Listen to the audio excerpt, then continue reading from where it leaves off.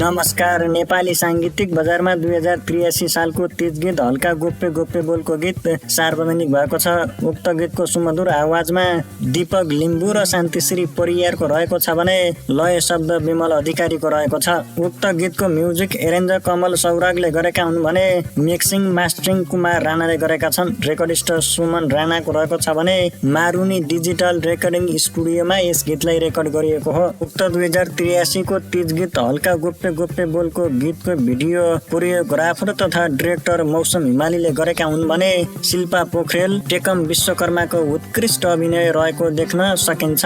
एमयुए अनमेश जोर्डनको रहेको छ भने डिओपी राजेश घिमिरेले गरेका छन्। एडिट कलर मिलन विश्वकर्माको रहेको छ भने उक्त हल्का गोप्य गोप्य 2083 सालको तीज गीत भावना म्युजिक सोल्युसनबाट एक दिन अगाडि मात्रै सार्वजनिक भएको हो।